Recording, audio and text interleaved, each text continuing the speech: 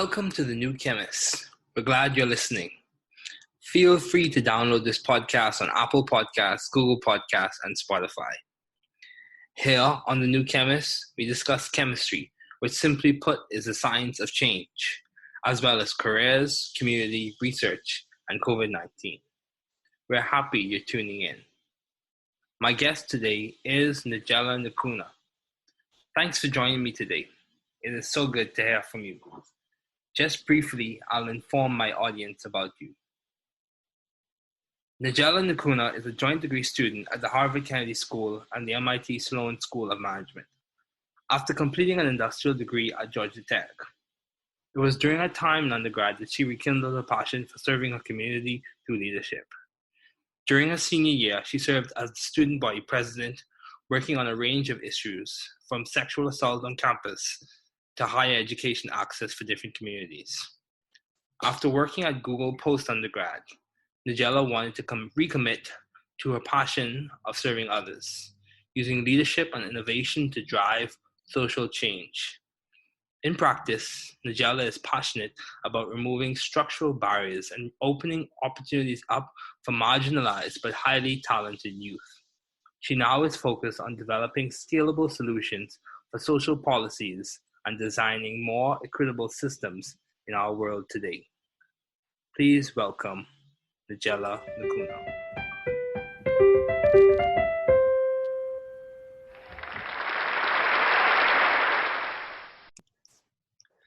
Thanks for coming on today, Nagela. It is good to have you here. Good to see you too. Looking sharp too. Thank you. So how do you maintain a view of the bigger picture in your career and in your life in general? So like a bigger picture of like what I care about, or a bigger picture in terms of sort of like how the world is now? I would say of what you care about and what you're passionate, what you're motivated on, about. Yeah, no, I think that's a great question. So I,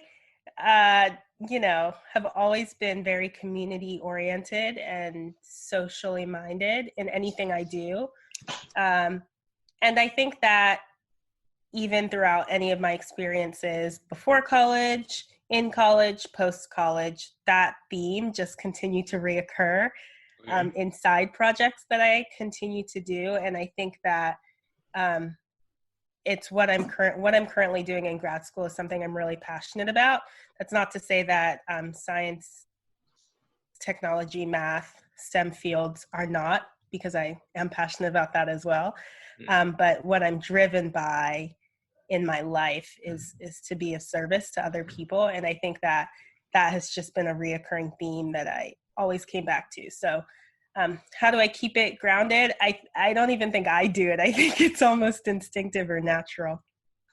Oh yeah, that's good. So along the line of service, how have you sought or found the right environment for you to thrive in terms of your service to others? Yeah, so for me, it's less about the environment and about, the existing environment and being able to create that environment. Okay. So I'm someone who really thinks that, right now I'm studying policy and politics along with business, something that's a total deviation of my previous fields. Mm-hmm. But I think that the commonality or the common theme that has run across every single industry, every single scenario I've been in, is being able to take whatever culture exists there and molding it into something that is better or is more socially minded or thinking about the community in different ways. And I think that I don't like to, brag about myself all the time, but I think that that's a skill, and that's something I really have tried to bring into all of my management experiences and all of the experiences I hope to gain. Okay. Wow, that's good. That's really good. So how do you maintain a balanced life given all your responsibilities and accomplishments? How do you maintain a balanced life? So I don't. So I heard this from someone else, so I can't take credit. But it was actually another podcast. I don't think it's balance. I actually think it's what do you prioritize. Okay. So that's going to look different in different stages of your life. Right now I'm single. I don't have any responsibilities or dependents. And so balance to me is more introspective, and I can sort of set my own schedule without having to defer to other people, keep other things in mind. But I think balance to me looks like being able to exercise regularly. Okay. Balance looks like, being spiritual on the, all of your life, but especially on the weekends, and kind of decompressing then and spending more time with family. And then during the week, I just sort of grind like everyone, and maybe even on the weekends, but that's what balance to me right now is.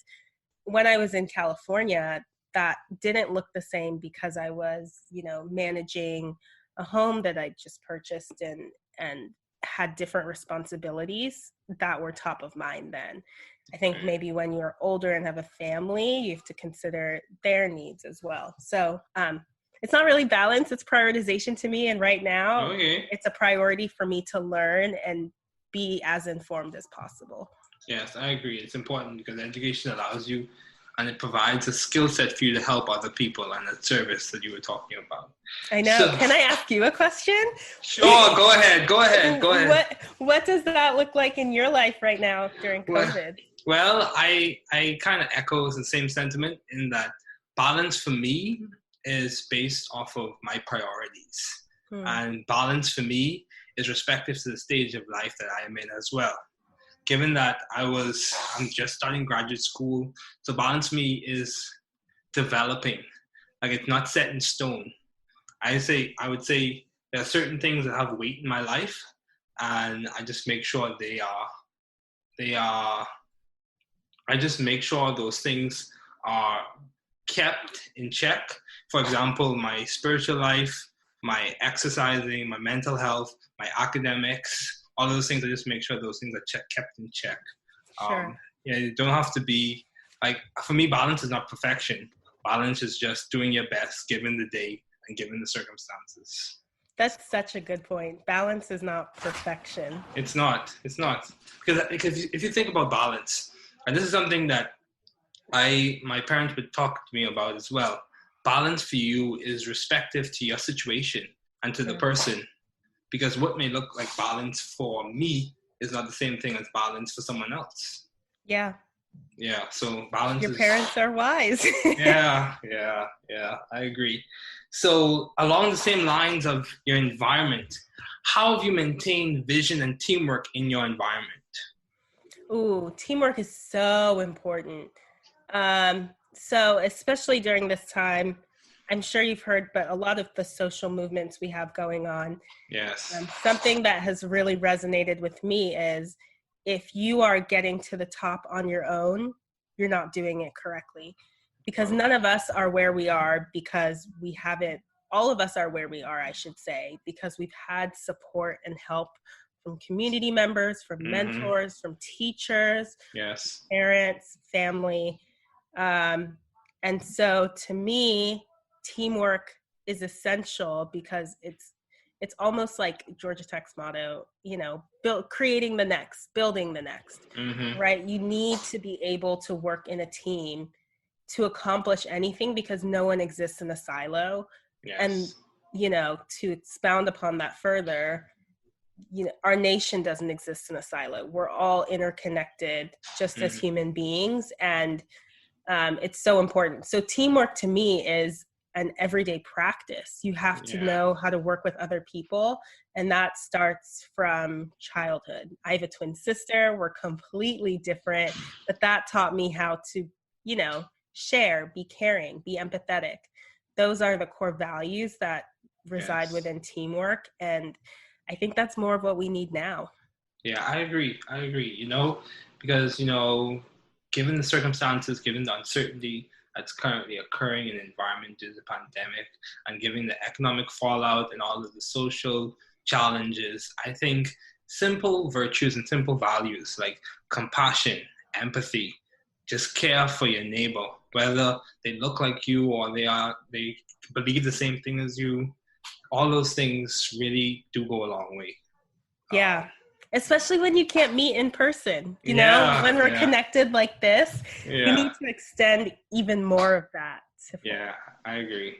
So along the lines of your academics now, why did you choose industrial engineering as a field to major in? Yeah, that's a great question. Because you were, what major were you in undergrad? I started off as biomedical engineering, but I changed to biochemistry. Ooh, okay. I'd be interested to know about that change because I also switched majors as well from computer engineering to industrial engineering. I've always been sort of a math geek. And computer engineering was great because it's very tactical and you still have some of that math embedded within the major, but it's very technology focused. And I am a late adopter to lots of technology. So it didn't pick up as much as I thought I would. But what I loved about industrial engineering was it was this cross between engineering and business. And I don't know how to describe it. It just made sense. Like optimization just made sense because it was very math oriented and really organized. And so that type of thinking in algorithms and thinking in an almost very structured manner just made it was easier for me to learn and it resonated with me a lot. And I think what people think of when they think of industrial engineering is working in a factory or thinking through a navigation system and what the back end of that looks like. They're thinking of, what's the quickest way to get from point A to point B because you're optimizing a process. But what I learned is that it reaches so much further than that.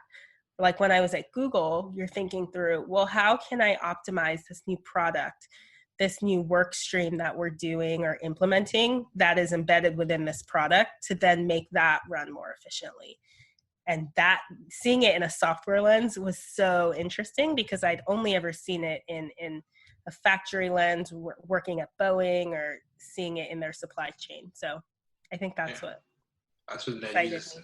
Okay, that's good. Along the same lines, for me, the switch came about because, I recognized that the biochemistry was really my passion. After taking introductory biochemistry at Georgia Tech, I recognized that biochemistry was my passion.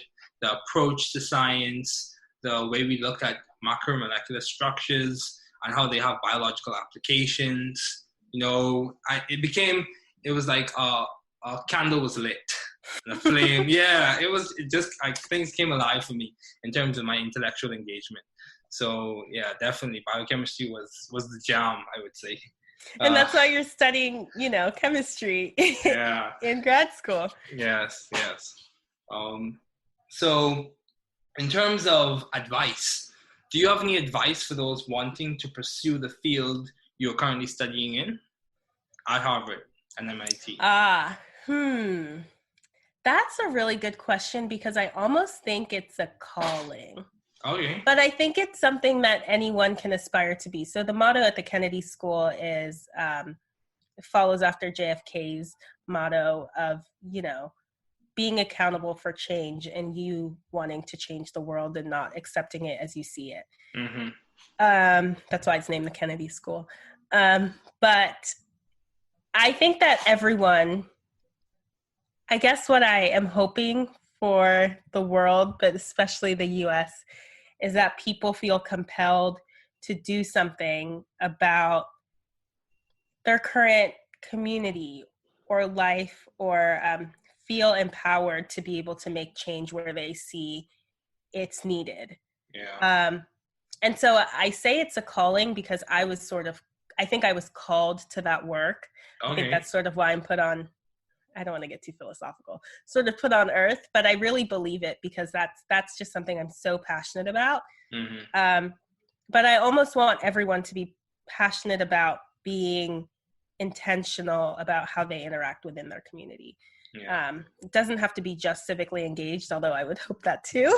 But you're really passionate about biochemistry, and you were talking about molecular structures, which, isn't, but that's something you are passionate about, because I'm assuming you can use that information to help inspire other people or help people in their lives. Yeah. And that, I think anyone can be service oriented in any field of their choosing. And I don't know if that answered your question, but the advice I would give to folks who are interested in this work is that you really want to make sure that it's coming from a place of authenticity. Yes. And do it however is authentic to you. That might not look like politics for everyone. It might look like cybersecurity work if you want to be more tech oriented. It might look like being a doctor or being a chemist. But just do what feels authentic to you. Don't force it. Yeah, I agree. It's important to be your authentic self and to go after what you're good at and what you're passionate about. Because, I was listening to, this is just a reference, I was listening to a motivational speaker, and he said, in essence, he said, your gift or your calling might be in agriculture, and they're trying to make you, or you're forcing yourself to be an IT specialist. So like two different subcategories, two different disciplines, but you have to know what you're good at. And that's so good. Yeah.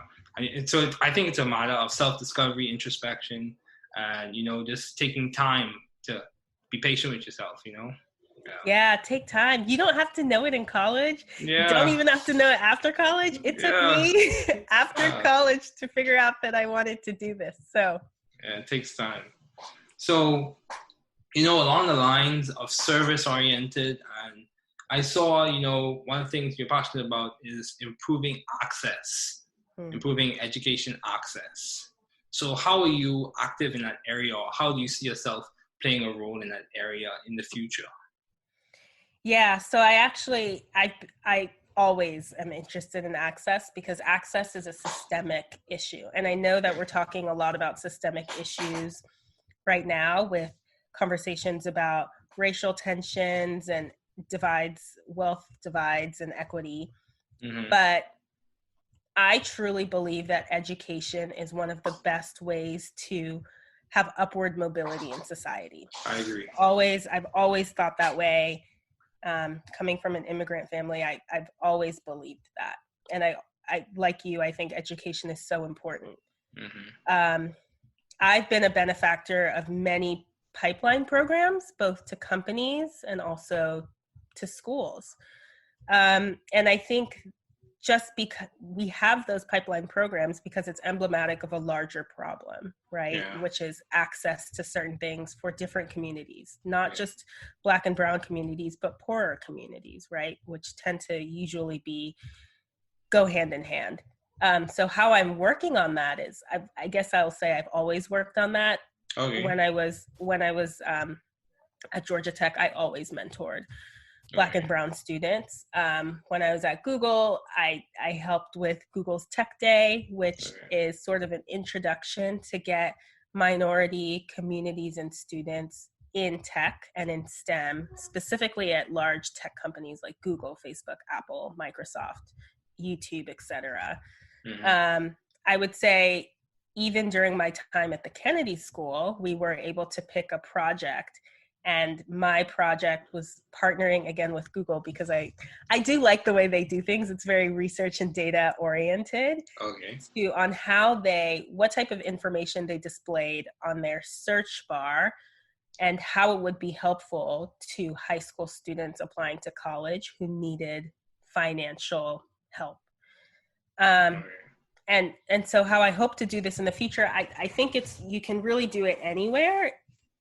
It sort of depends on the time you have and the scale to which you want to do it. But I think solving economic problems is going to be really important. How we design economic policy, how we design, if you're running a company or running a nonprofit, how you design or reach out to certain communities will help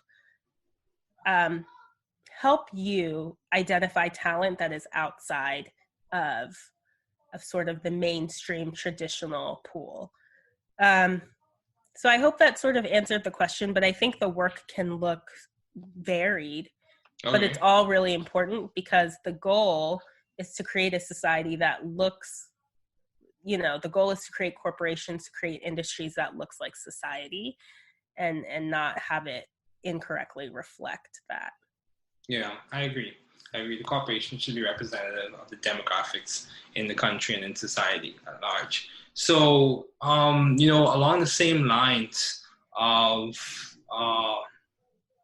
it reflecting society, and in terms of interests, your interests in terms of your academics, what have been your long-standing interests in the field of science and public affairs?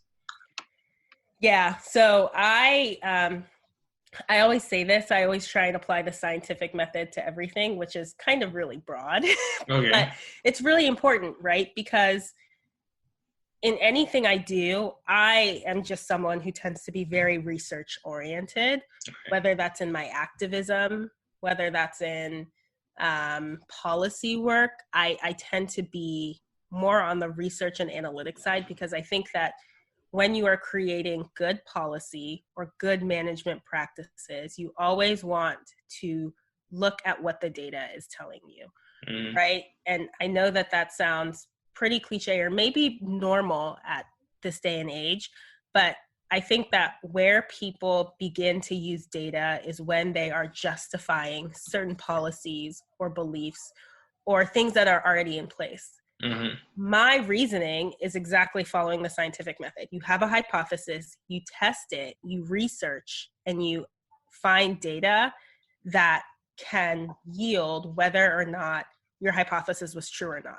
I think too often we're using data at the tail end of decision making when we should actually be using it in the beginning. And so I use STEM, practices. Even in management style, you want to be able to think through things in an agile way. I think it's really important to be able to iterate and pivot based off of new information that you're getting. We're seeing a lot of those types of practices with COVID, with how people are governing, right? We're seeing governance being done in a really iterative model, whereas that's not always the case, because governance is usually tied to budgets. But now that, the economy is up in the air, people are trying different things and being a little bit more risky or adventurous. And that's not to say that agile method is risky, but it's certainly riskier than traditional governing methods. So again, I think it's really important to be able to use science and research methods whenever you're doing literally anything, not just science, right? Yeah, I agree. Have you seen the same thing in your work? Primarily, well, as someone who's worked in biochemistry and now specifically about to begin my time in chemistry, specifically organic chemistry, like the scientific method is the framework through which you apply it's just the lens through which you look at your work in terms of justification, in terms of explanation, in terms of just going about daily routine in the lab. You use the scientific method. Yes, I do. I have seen that in my work. But along the lines of the iterative process, I would say that many times changes I've seen, it's not like one action or one decision in which it makes a large difference, but it's the small changes over a large period of time, over a long period of time, that makes a significant difference. I think, and I was listening to another motivational speaker as well. They made the comment how, sometimes people associate change with the grand sweeping actions, like starting a foundation or starting a large organization or something of that sort. But I think you would agree with me. Many times change takes place in the small little decisions that you make on a day-to-day basis and the interactions you make with people. Small moments make a big difference. Yeah. They do. Yeah, they do. Yeah. So how have you been adaptive and creative in the field of science? Which specific ways? How have you been adaptive in the field of science and public affairs? How have you been adaptive and creative? That's a really good question. So trying to think of a. Go ahead. So in terms of your time at Georgia Tech as the student body president, what would you say was a defining moment in terms of you being adaptive or creative? Yeah, I think that the way, so I was really blessed to have, and I'll say this about him forever, a really incredible vice president that I ran with, Okay. Shane Madrinich. He is such a kind, thoughtful person. And I was able to be creative in how we defined our roles, and specifically to adapt to the changing times. It was during the 2016 election, and a lot of the work that I did ended up being very externally focused to the school. You know, it did affect students' lives, but the work was more on policy changes in the state, national changes that were happening at the time, voting efforts and registration efforts and getting out the vote for students at that time. And the way he took on the work in a way that I was able to focus outside of the school while also focusing on the things that affected our students, but in a more external way. That was one of the reasons why I applied to public policy school in the first place. Because I was able to get that experience, but also get a taste of what that work looked like in the real world.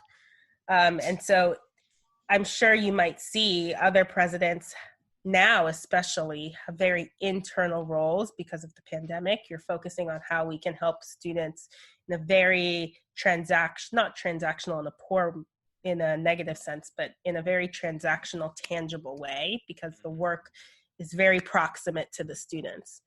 Whereas my work might not have been as proximate to student life, but it did affect it and it did have a huge impact. So things like mental health were one of our core internal initiatives, but a lot of our external initiatives were around sexual assault and immigration and gun laws. So I think that was very different, and it didn't look like that in the many years in the maybe subsequent years. But, you know, I think creativity is needed all the time. And I think you can still go about implementing creative methods in a structured way, because I am very structured. I'm not my twin sister is very creative in the general sense of the word. But I don't want people to sort of shy away from that. I think it's a really good question to be able to think through. If you have a process, how can you affect, like you said, the little changes here in a creative and innovative way that produce a different output? Yeah, I agree. So, in terms of, this is a question that I think would be, it's very interesting. In terms of your transition from Georgia Tech to Harvard University, yes, why the transition? And what appealed to you in terms of your application? What made you make the switch? So I was in California working at Google. I'd actually applied to public policy school. I graduated in December, so I applied my last semester. But I also applied to many different programs, business school programs, you know, deferred admissions programs, a few tech and policy programs, because I didn't know, like we were talking about earlier, I didn't know what I wanted to do long term. I had a job lined up. It was great. I liked it. I liked the role. But I sort of was still a little bit confused about what I would do long term, or sort of what my calling was. But I knew after my presidency, I say that colloquially, my student body presidency, that I kind of liked this policy thing, right? It seemed a little fun, seemed interesting, but not enough to make it a career. I went to California and I spent a couple of years out there, and a couple personal things happened. But in addition to that, I saw where the world was going. I saw where our nation was going. And then I saw the bubble that is Silicon Valley almost. It's not in a bad way, but people definitely, you don't have to think about the rest of the United States. You know, they almost have their own economy going, all about building the next product. And it seemed to me almost like a silo within the United States. And I remember one day my manager had asked me, because I was following Georgia politics very heavily. It was when Stacey Abrams was running for governor. And there were a bunch of abortion laws or anti-abortion laws being passed. And my manager at work asked me how I was doing.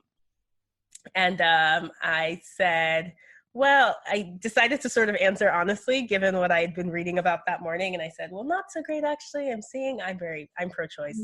I hope people know this, and maybe it doesn't appeal to everyone. But, you know, I said there's a lot of really stringent abortion laws being passed right now in different states around our country. And he looked at me and sort of gaped at me that I would give that answer.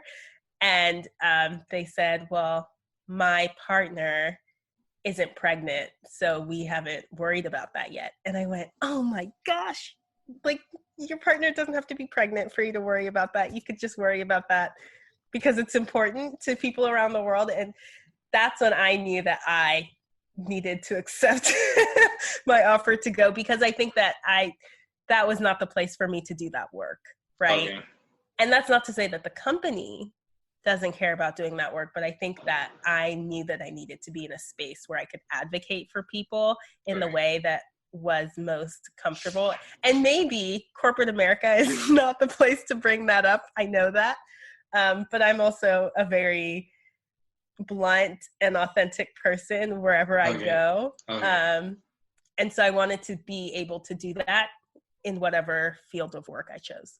Okay, that's very important in terms of, you know, advocating for people and making sure that you reflect your authentic self. So, Nagela, you know, I also have, as we wrap up, I have one more question for you. How would you say, if you were to give, I have two more questions for you, actually. So, if you were to give a suggestion or give a recommendation to building community and solidarity within the African diaspora, in terms of people of color, building community within ourselves, you know, a house divided against itself cannot stand, as many people have heard. What would you suggest? About building community within the larger African diaspora? Yeah, Caribbean, as well as African Americans. And what would you suggest? What would be your first suggestion? I want us to be able to have open and difficult discussions. Okay. I think mental health is a discussion that we need to be able to talk about openly. Yes, I agree. And then I think we've made a lot of progress in this area, especially, and I think art really mirrors life, especially in the divide that maybe once existed between Africans from the continent who maybe have moved here and Africans who were against their will brought here. Okay.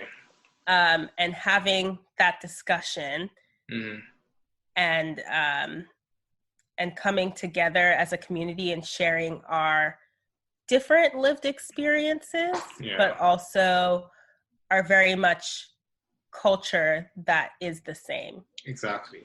And I think those are two big conversations that I really want to be open about. And, you know, it's something my family's working on. It's something I think a lot of families are working on. But being open about, you know, things like PTSD. I just finished a 25-day push-up challenge to talk about PTSD and mental wellness. And things like that. Those are two big discussion topics that I want to become, you know, seen as normal in the African diaspora and the larger community. Yeah, you know, those things are very important. Mental health is so important. You know, many times it's not always talked about because some people consider it to be, or sometimes there's a stigma associated with it. But mental health is so important. I think mental health, spiritual wellness, physical wellness, all those things. I think health is not just within the physical body, but it involves all the different parameters, mentally, spiritually, physically, emotionally, all those things. comprise what it means to be a healthy and a whole person. So my last question for you, what is the most beneficial advice you have received? If you had to give one example of the most beneficial advice you have received, what is that? Give and take advice that is meant for you and not meant for that person. Okay. And that is how I think it's really hard for me to categorize all the great advice I've been given, but that's one of the top ones. When you're giving advice to other people, make sure that it is very much targeted for them and can be based off of your life experiences, but not rooted in what you perceive to be the advice you wish you had gotten, but really that advice that is best for that person at that time. And in the same way, accept advice and feedback and criticism that is meant for you and not meant for what that person hopes you will do. That's very much mirrored around Brené Brown's talk about being vulnerable and not taking advice from people in the cheap seats, people who aren't willing to be vulnerable with their life and take chances and take risks, but taking advice from people who are willing to do that work and want to see you grow and actually giving advice in that same spirit too. Yeah. It's one of the top pieces of things I always recommend. And then the second one, which I know can also be seen as a privilege statement, but I think it's so important, is making career decisions based off of your values. Yeah. Don't go for a career because you think it'll pay you a lot of money or it'll make you, powerful or successful. You want to go for a job that will both be able to help you be self-sufficient, but also aligns with your values as a human, because you will not be able to thrive in any environment in a place that has starkly different core virtues than you. I agree. And I think that's so important. I got that advice from my parents and it's always stuck with me. Okay, that's good. Thank you so much, Nagela, for coming on today. It has been a pleasure.